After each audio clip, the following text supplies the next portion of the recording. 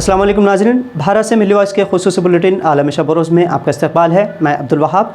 नाज़रीन, खबरों को तफसील से देखने से पहले आइए डालते हैं एक नज़र अहम सुर्खियों पर। फ़ौज में कॉन्ट्रैक्ट भर्ती की स्कीम, अग्निपथ से नौजवान हुए मुश्तइल, ट्रेन को लगाई आग, कई मकामात पर पुरतशद्दुद एहतजाज। श्रीलंका की तरह क्या भारत में पेट्रोल पंप होने लगे खुश्क, मध्य प्रदेश और राजस्थान में कई पंप हुए बंद, हुकूमत ने बताया तेल वाफर मिक़दार में। शरद पवार भारत के सदर बने तो दहशतगर्दी को मिलेगा बढ़ावा, भाजपा रुकन पार्लियामेंट दिलीप घोष का मुतनाज़ा बयान। नाजायज़ औलाद भी ख़ानदानी जायदाद में हिस्सा पाने की है अहल, सुप्रीम कोर्ट ने दिया फैसला। और एम्नेस्टी इंटरनेशनल ने फिर कसा मोदी हुकूमत पर तंज, कहा मुस्लिम मुजाहिरीन पर तशद्दुद बंद करे सरकार।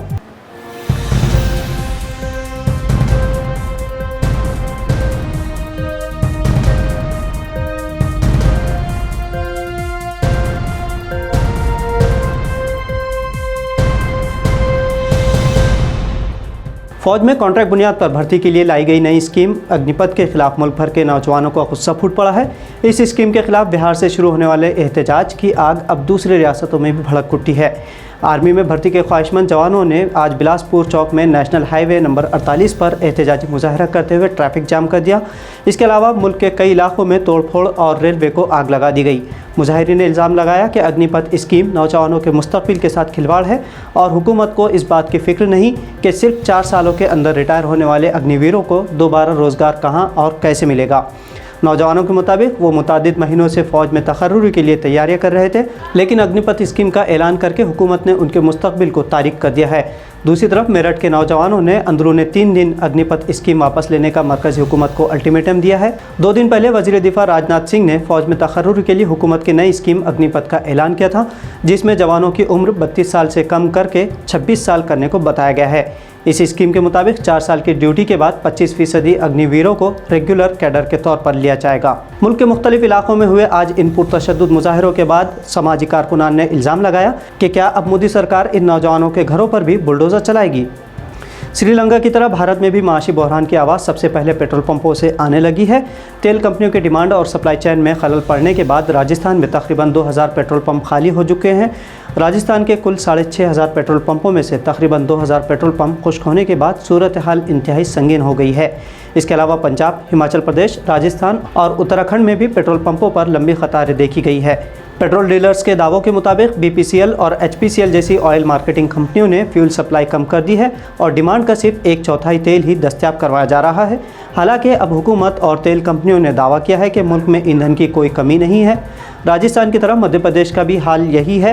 पेट्रोल की किल्लत के अलावा एक और बुरी खबर ये भी है कि ओपेक ममालिक ने जुलाई में भारत को सप्लाई किए जाने वाले कच्चे तेल की कीमत में इजाफा कर दिया है, यानी मजमूई तौर पर सूरत हाल लंबे अरसे तक बेहतर होती नज़र नहीं आ रही।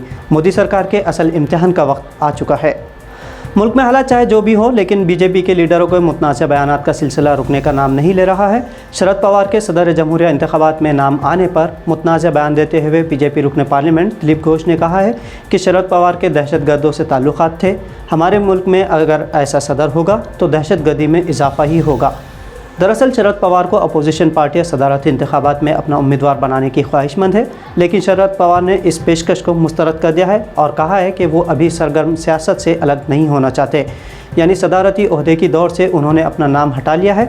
इसके बावजूद दिलीप घोष ने बयान दिया। दिलीप घोष ने शरद पवार के नाम पर गौर करने वाली ममता बनर्जी को भी तनकीद का निशाना बनाया। घोष ने यह कहकर भी मजाक बनाया कि वज़ीर आला यानी ममता बनर्जी की लंबे अरसे से ये ख्वाहिश है कि वो ऑल इंडिया सतह की लीडर बने। शादी के बगैर तवील अरसे तक साथ रहने वाले जोड़े के नाजायज़ बच्चे भी ख़ानदानी जायदाद में हिस्सा पाने के अहल हैं। इस तरह का एक मुतनाज़ा फ़ैसला भारतीय सुप्रीम कोर्ट ने दिया।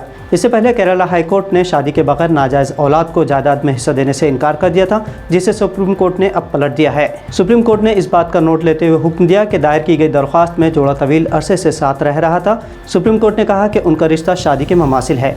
अदालत ने कहा कि अगर कोई शख्स और ख़ातून कई बरसों तक मियाँ बीवी की हैसियत से रहते हैं तो ये फ़र्ज़ कर लिया जाता है कि उन्होंने आपस में शादी कर ली है। शवाहिद एक्ट की दफ़ा 114 के तहत ऐसा क़यास किया जा सकता है।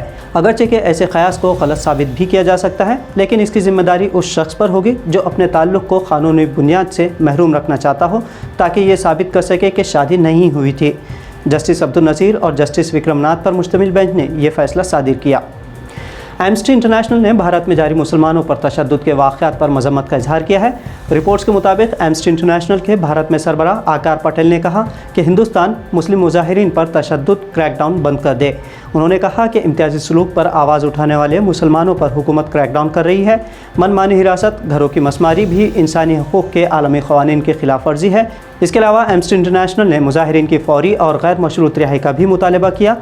पिछले जुमा को भारत के मुख्तलिफ शहरों में तौहीन रिसालत के खिलाफ एहतजाजी मुजाहरे किए गए थे, लेकिन इंतहा पसंदों और पुलिस ने भारतीय शहर रांची में फायरिंग करके 16 साला नौजवान समेत 2 अफराद को कत्ल किया और मुतअद्दिद अफराद ज़ख्मी भी हुए। इन तमाम वाक़यात में सबसे अहम भारतीय रियासत उत्तर प्रदेश के शहर इलाहाबाद में वेलफेयर पार्टी के रहनुमा मोहम्मद जावेद की गिरफ्तारी और उनका घर मसमार करना है। एम्नेस्टी इंटरनेशनल ने मुजाहिरीन की फ़ौरी और गैर मशरूत रिहाई का भी मुतालबा किया।